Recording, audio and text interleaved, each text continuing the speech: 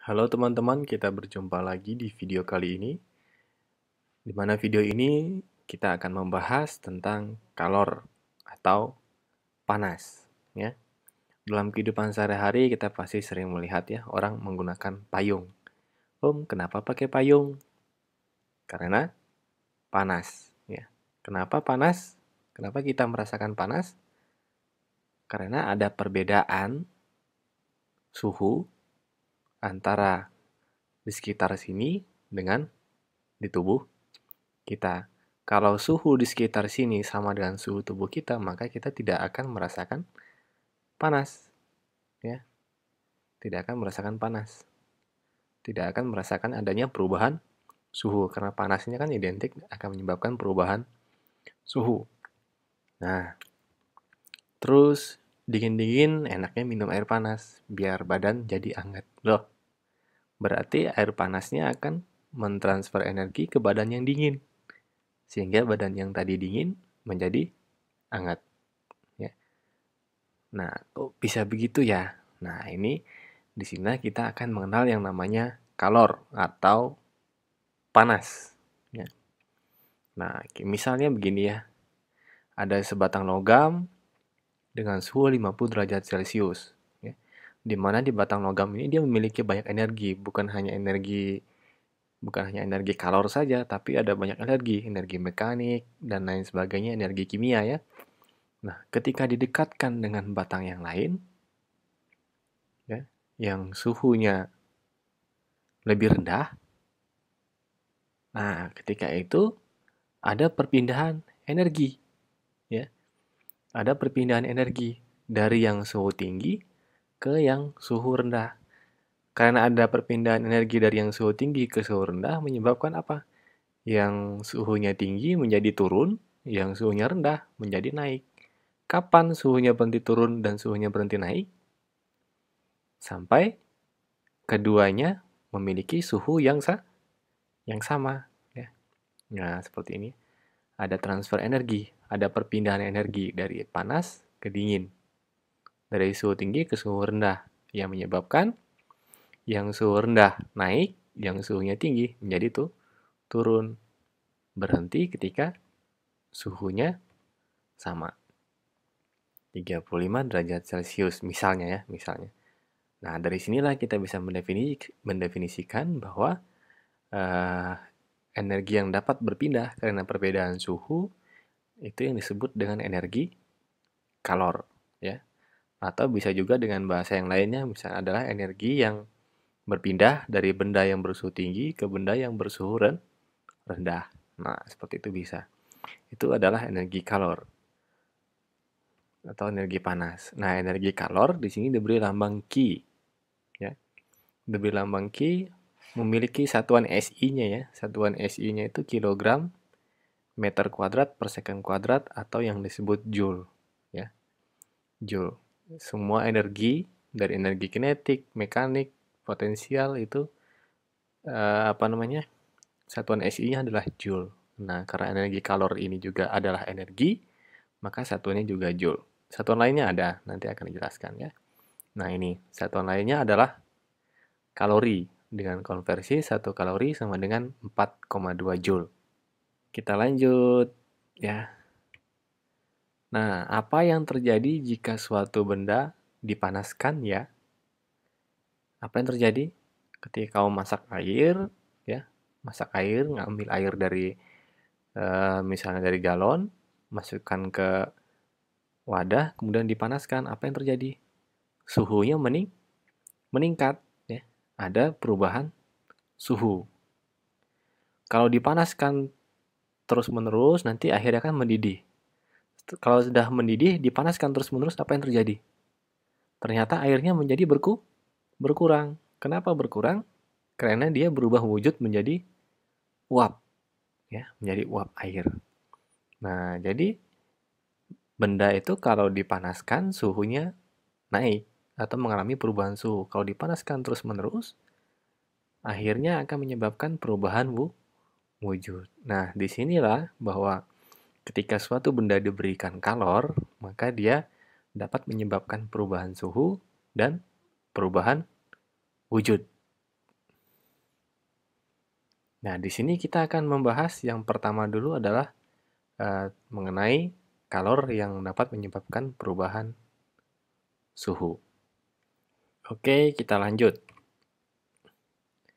Nah, kita akan mempelajari yang pertama itu adalah kalor yang menyebabkan perubahan suhu. Nah, di sini ada ilustrasi nih. Ada dua zat ya yang sama, yang sejenis. Sini saya pakai air, misalnya air sama air, jadi sejenis ya. Tapi yang satu masanya 0,5, yang satu masanya 2,5 kilogram. Nah, mau dipanaskan dari 25 sampai 100 derajat Celcius. Diberi panas yang sama. Nah, manakah yang lebih membutuhkan banyak kalor? Ya. Nah, di sini biasanya identiknya suatu benda membutuhkan banyak kalor itu kalau panasnya lebih lama. Ya. Maksudnya mencapai suhu 100-nya lebih lama. Sedangkan eh, zat yang membutuhkan sedikit kalor itu untuk mencapai suhu yang diinginkan itu lebih cepat. Ya. Nah, mana yang membutuhkan lebih banyak kalor di sini dalam gambar ini? Dari ilustrasi ini, jelas yang lebih membutuhkan banyak kalor adalah yang masanya lebih besar. Ya. Silakan dicobakan sendiri ya. Yang satu airnya dikasih setengah, setengah wadah, yang satu di fullkan wadah. Mana yang duluan mendidih? Pasti yang setengah wadah duluan mendidih. Sedangkan yang full, yang wadah diisi full, mendidihnya lebih lama. Ya, untuk mendidih membutuhkan waktu lebih lama daripada yang setengah wadah. Nah, kenapa dia lama mendidihnya mencapai suhu mendidih? Karena dia membutuhkan lebih banyak kalor. Nah, berarti di sini dapat disimpulkan bahwa semakin besar massa, maka semakin besar pula kalor yang diperlukan. Ya, semakin besar pula kalor yang diperlukan. Nah, sekarang yang kedua. Sama-sama massanya mau dinaikkan 25 sampai 100, dikasih panas yang sama, tapi jenisnya yang berbeda. Yang ini air, yang ini minyak goreng. Nah, dipanaskan. Mana yang panasnya lebih lama? Ya. Atau mana yang membutuhkan banyak kalor? Kalau yang panasnya lebih lama berarti dia lebih membutuhkan banyak kalor ya. Seperti itu. Mana yang membutuhkan banyak kalor? Yaitu air. Ya. Air membutuhkan lebih banyak kalor daripada minyak goreng. Maka dari itu minyak goreng lebih cepat panas daripada air. Loh, kenapa seperti itu? Nah, ternyata walaupun masanya sama, dikasih panas yang sama, sampai suhu yang sama, tapi jenisnya yang berbeda juga mempengaruhi banyak kalor yang diperlukan. Nah, itu yang disebut dengan namanya kalor jenis. Nanti setelah slide ini akan dijelaskan kalor jenis itu apa. Nah, kalor jenis air itu adalah 4200 Joule per kilogram derajat Celcius ya. Derajat Celcius. Sedangkan minyak goreng ini lebih rendah. Lebih rendah dari 4200.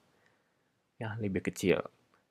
Nah, di sini dapat disimpulkan bahwa semakin besar kalori jenis benda, semakin besar pula kalori yang diperlukan.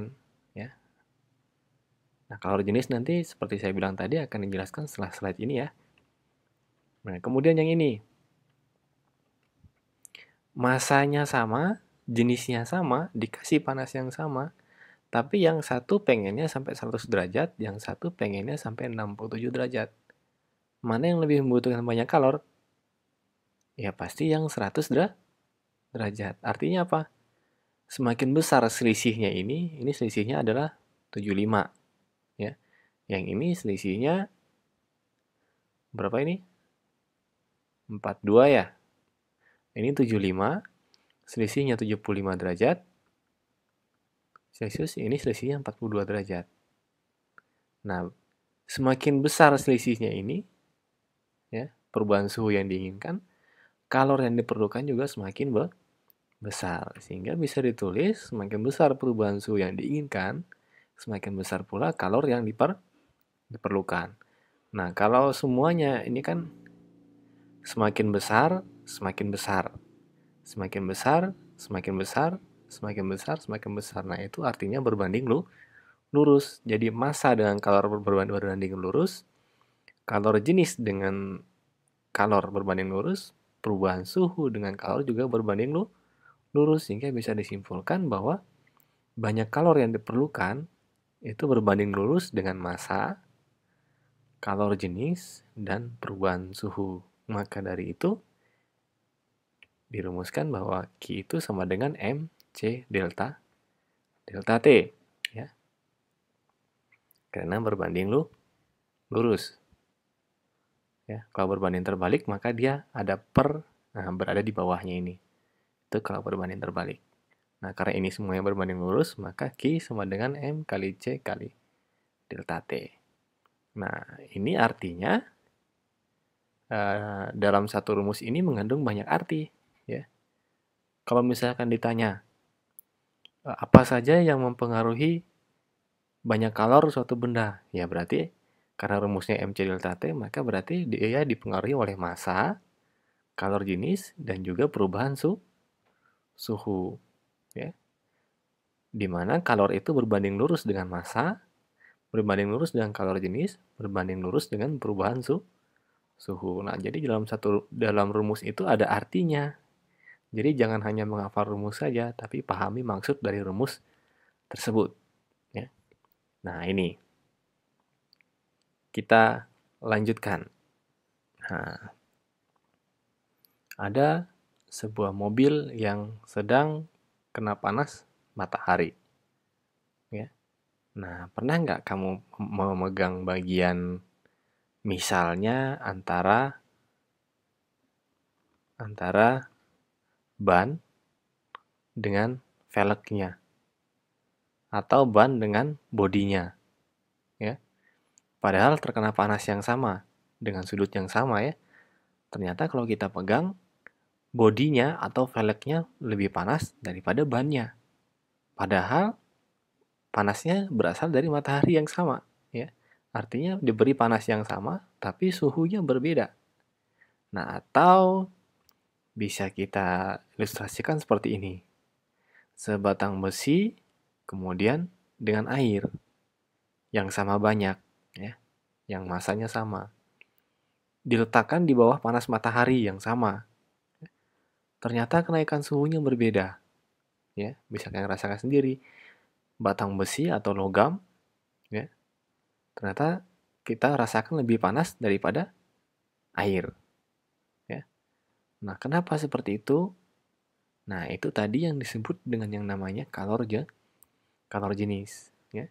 Perbedaan kenaikan suhu dua zat yang berbeda jenis, ya, walaupun terpapar panas yang sama, itu disebabkan oleh kalor jenis yang berbeda. Jadi kalor jenis ini dia seperti massa jenis. Ya. Selama jenisnya masih sama, maka berarti kalor jenisnya tetap sama. Nah, kalau jenisnya berbeda, maka berarti kalau bendanya berbeda, berarti kalor jenisnya berbeda. Terbuat dari bahan yang berbeda ya maksudnya. Nah, seperti itu. Jadi kayak massa jenis lah ya. Saya ulangi lagi, seperti massa jenis, selama dia masih terbuat dari bahan yang sama, maka kalor jenisnya sama. Ya. Nah, seperti itu ya. Itu kalor jenis. Nah, apa itu kalor jenis?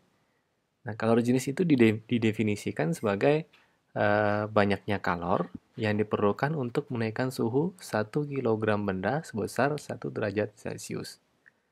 Ya. Ngerti ya maksudnya? Nah, kalau tidak ngerti, saya kasih ini ada dua jenis nih. Yang satu air, yang satu alkohol.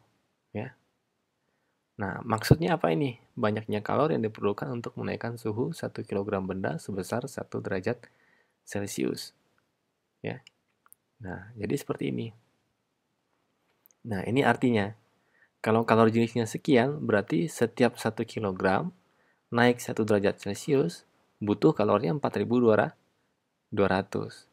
Ya. Kalau alkohol, 1 kilogram alkohol naik 1 derajat butuhnya 230 Joule. Nah, kira-kira kalau dua benda ini dipanaskan dengan panas yang sama, mana yang panasnya lebih lama?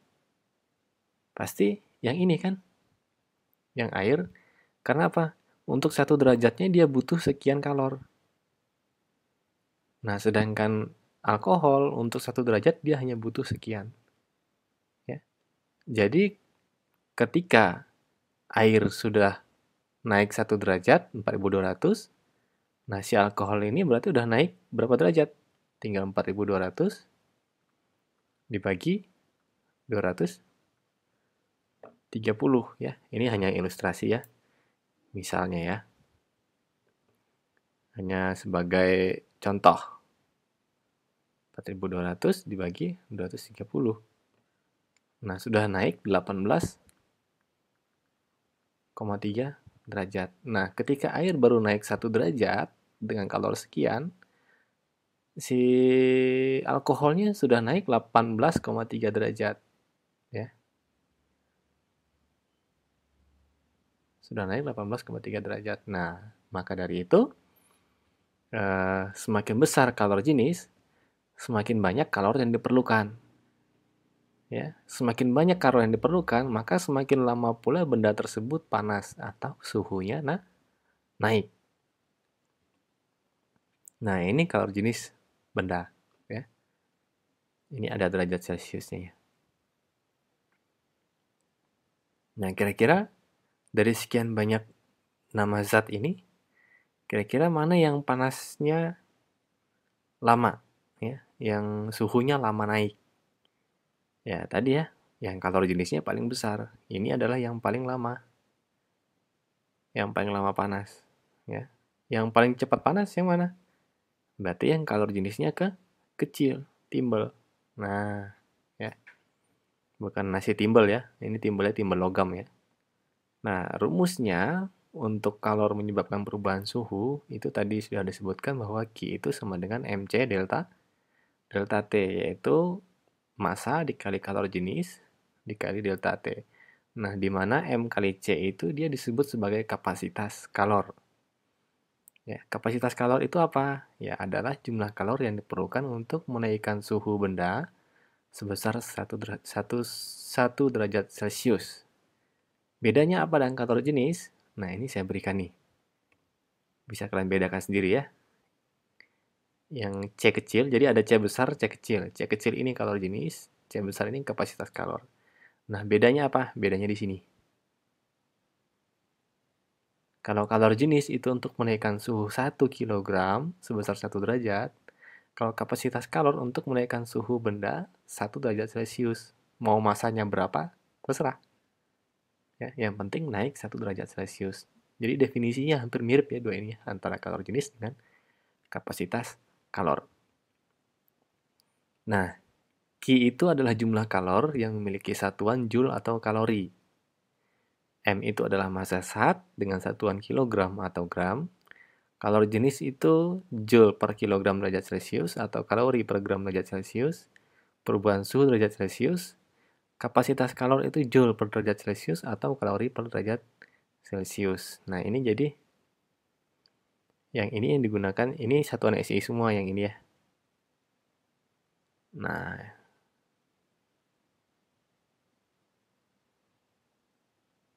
jadi ketika Q-nya dalam Joule, maka M-nya harus dalam kilogram. C-nya harus dalam Joule per kilogram derajat Celcius. Delta T-nya dalam derajat Celcius. Kapasitas kalor Joule per derajat Celcius. Kalau Q-nya dalam kalori, maka masanya harus dalam gram. Kalori jenisnya dalam kalori gram per derajat Celcius dan kapasitas kalornya dalam kalori per derajat Celcius. Nah, seperti itu ya. Ada satuan lainnya lagi, biasanya dia juga ditulis kilokalori. Jadi ada joule, kalori, kilokalori. Nah, kalori ke kilokalori ini ya bersama seperti meter ke kilometer atau gram ke kilogram. Kalau Q-nya dalam kilokalori, maka berarti masanya dalam kilogram. Nah, C-nya berarti dalam kilokalori. per kilogram derajat Celcius. Delta T yang derajat Celcius dan C-nya dalam kilokalori per derajat Celcius. Ya, nantilah di soal kita lihat ya. Ini untuk rumus perubahan suhu. Nah, ini bagaimana kalau yang dicari M atau C atau delta T? Nah, kamu bisa menggunakan segitiga andalan nih, ya. Segitiga maut. Nah, ini berarti yang di atas ini adalah Q. Di sini M, di sini C, di sini delta T.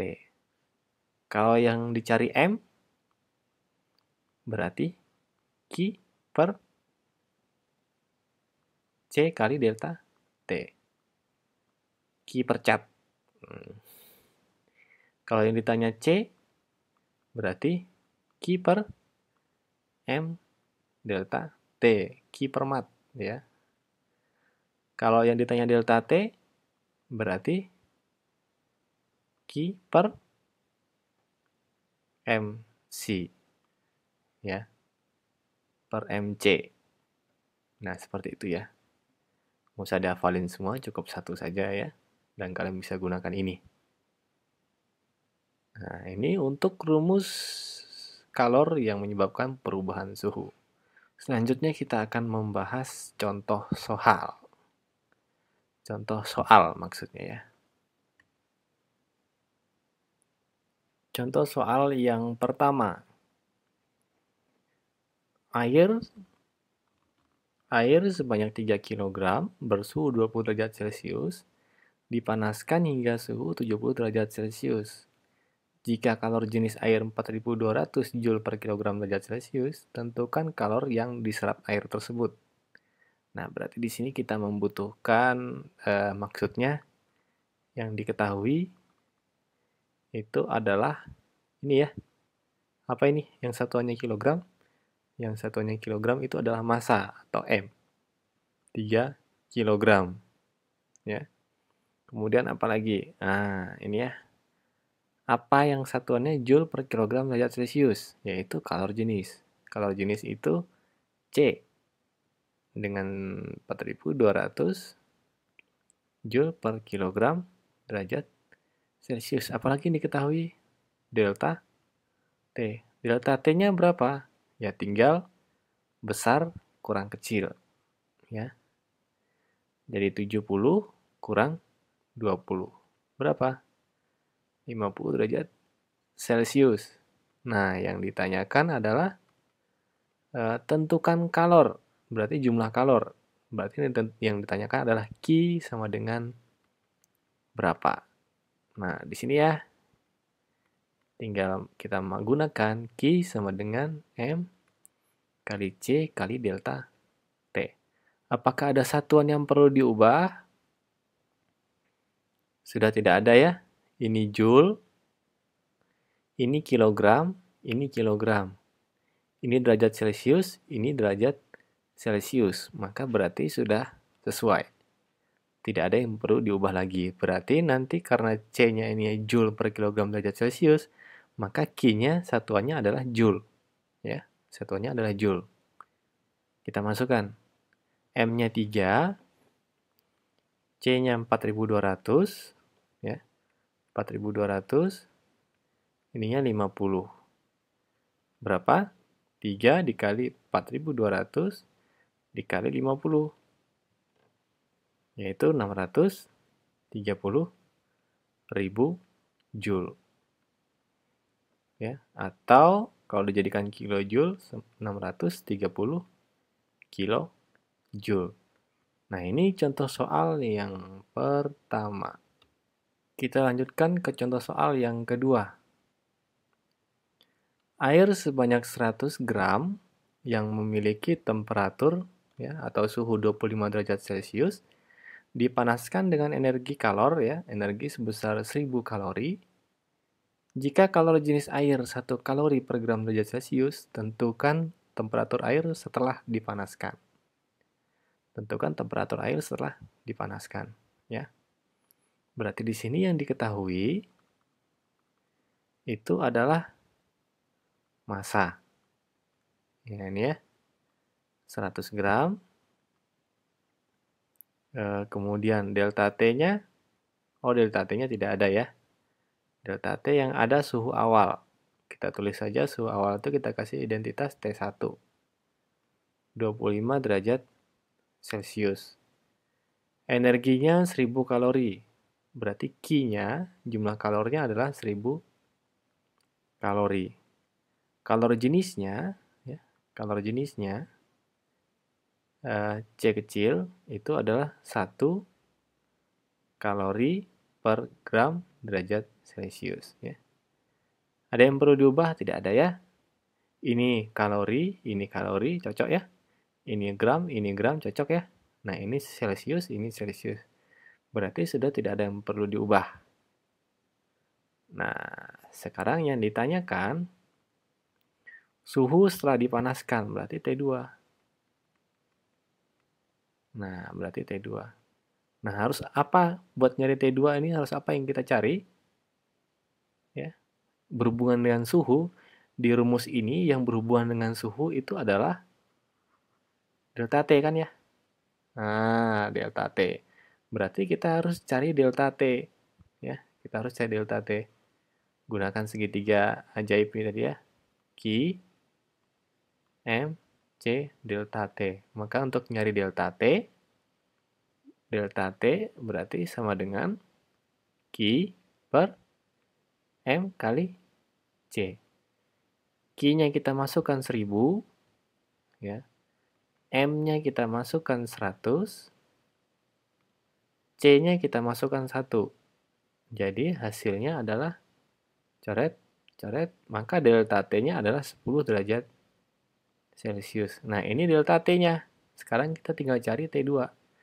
Bagaimana nyari T2? Nah, tadi di soal nomor 1 kita sudah menghitung delta T dengan cara suhu akhir dikurangi suhu awal. Nah, delta T-nya 10, suhu akhirnya tidak ada, suhu awalnya 25 derajat Celcius. Maka berarti T2-nya berapa?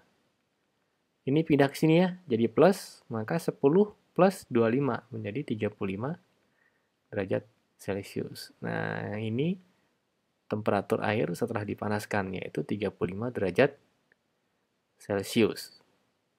Kita lanjutkan ke soal nomor 3. Sebanyak 300 gram air, berarti ini massa ya, dipanaskan dari suhu 30 derajat Celcius menjadi 50. 30 menjadi 50, berarti delta T-nya berapa? Ya, ini kan T1, ini T2. Berarti delta T-nya berapa? 50 kurang 30, yaitu 20 derajat Celcius. Jika kalori jenis air 4200 Joule per kilogram Kelvin, nah ini ya, ini C, tentukan banyak kalori yang diterima air tersebut. Ini tanda seru.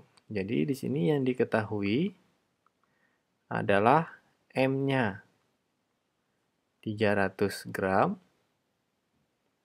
delta T-nya 20 derajat Celcius, kemudian C-nya 4200 Joule per kilogram Kelvin. Nah, yang ditanya adalah banyak kalor, berarti Q ya. Berarti yang ditanya adalah Q. Sama dengan berapa? Apakah ada yang perlu diubah di sini? Kita lihat satuannya, ada. Yaitu ini kilogram, ini gram. Maka ini kita ubah menjadi kilogram. Menjadi 0,3 kilogram. Mana lagi? Ini Kelvin, ini derajat Celcius. Apakah perlu diubah? Tidak perlu diubah. Karena apa? Karena ini adalah delta T. Ini adalah delta T. Delta T untuk Celcius dengan Kelvin itu besarnya sama. Ya. Kita tes ya. Kita tes. Ini kalau kita ubah ke Kelvin, ya, tinggal ditambah 273 kan ya. 273. Berarti suhunya menjadi 303 Kelvin. Nah, ini kalau kita ubah ke Kelvin, ditambah 273, maka menjadi 323 Kelvin. Nah, selisihnya berapa nih? 20 Kelvin. 20, 20. Jadi, tidak usah diubah, karena sama saja. Nah, jadi biarkan aja nih, 20 derajat Celcius. Nah, jadi di sini kita tinggal masukkan. Ya. Tinggal Q sama dengan M dikali C dikali delta T. Ya. M-nya 0,3, C-nya 4200, delta T-nya 20, 0,3 dikali 4200 dikali 20, yaitu 25.200. Nah, karena ini joule ya, maka di sini pakainya joule. Atau kalau diubah ke kilojoule menjadi 25,2 kilojoule. Ya. Kalau diubah kalori bagaimana? Ya ingat aja bahwa 1 kalori itu sama dengan 4,2 joule. Ya. Nah, ini untuk nomor 3. Ingat ya, kalau untuk delta T dalam Kelvin dan delta T dalam Celsius itu sama. Nah, kecuali kalau ditanya suhu awal atau suhu akhir dalam Kelvin atau Celsius, nah itu baru dikonversi. Tapi kalau untuk delta T, Kelvin dengan Celsius besarnya sama. Nah, ini untuk soal nomor 3. Sekarang kita masuk ke soal nomor 4. Kalori yang dibutuhkan oleh 3 kg zat untuk menaikkan suhunya dari 10 menjadi 80 adalah 9,45 kJ. Berapa kalor jenis zat tersebut? Nah, berarti di sini ini adalah massa. Jadi M-nya 3 kg. Ini dari 10 menjadi 80. Berarti delta T-nya adalah ini T1 ya. Suhu awal, ini suhu akhir. Berapa nih selisihnya? 70 derajat Celcius. Nah, Q-nya itu 9,45 kilojoule. Nah, ini harus kita ubah dulu ke joule. Berarti 9.450 joule. Nah, yang ditanya itu adalah C, kalor jenis. Ya. Segitiga. Ini Q, ini M, ini C, ini delta T. Berarti kalau yang ditanya C, maka C sama dengan Q per M kali delta T. Q per mat. Q per mat. M kali delta T. Kita masukkan Q-nya 9450 dengan satuan joule. Kita masukkan M-nya 3 kg. Kita masukkan delta T-nya 70.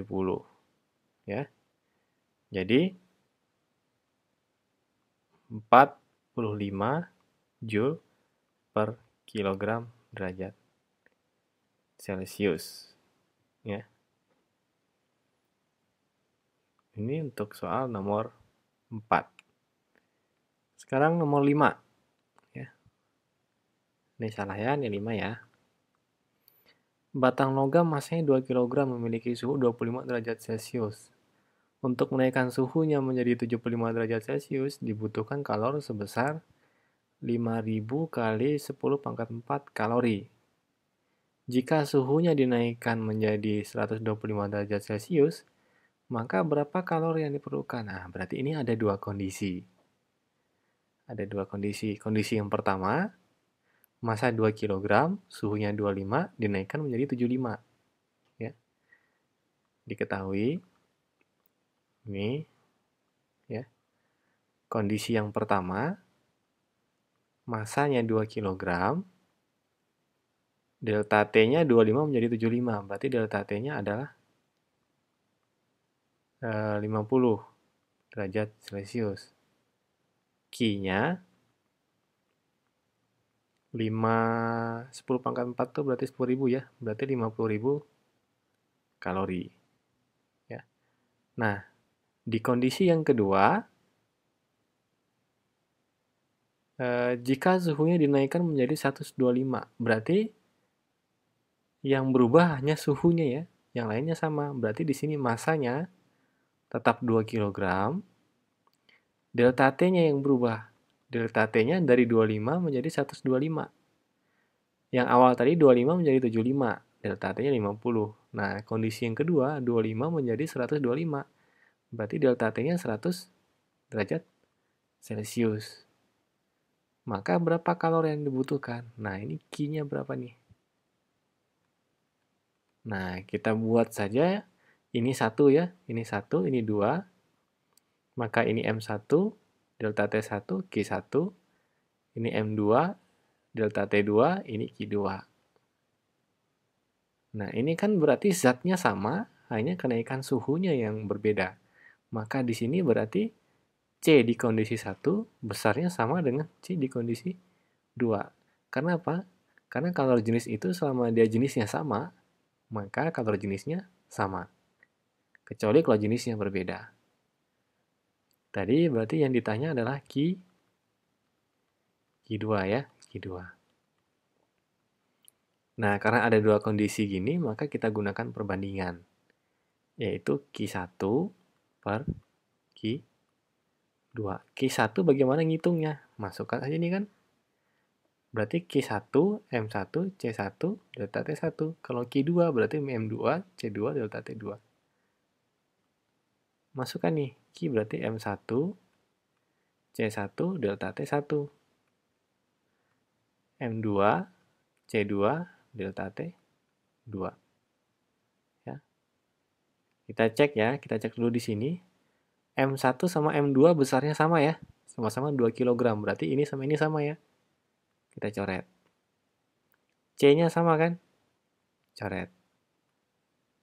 Nah, tinggal delta T-nya yang beda. Yang satu 50, yang kedua 100. Nah, Q1-nya tidak usah diubah ya. Karena ini perbandingan, kalau perbandingan itu biasanya satuannya saling menghilangkan. Jadi nggak usah diubah, maka Q1-nya 50.000. Yang Q2-nya tidak ada.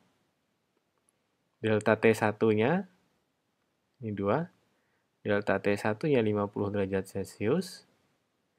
Yang delta T2-nya 100 derajat. Maka ini bisa kita coret sama ini. Ini 1, ini 2. Tinggal kali silang. Q2 kali 1 sama dengan Q2. Sama dengan 5.000 dikali 2, yaitu 10.000. Karena ini yang kalori tadi ya, maka di sini satuannya juga kalori. Atau 10 kilo kalori. Nah, ini contoh soal yang nomor 5. Nah, cukup ya. Contoh soalnya cukup 5. Nanti sisanya bisa kalian kembangkan sendiri. Bisa cari lewat Google, bisa menggunakan buku catatan kalian atau buku cetak kalian yang ada, yang kalian pakai selama belajar. Ya. Oke, sekian video kali ini. Selamat belajar, semoga bermanfaat, dan terima kasih.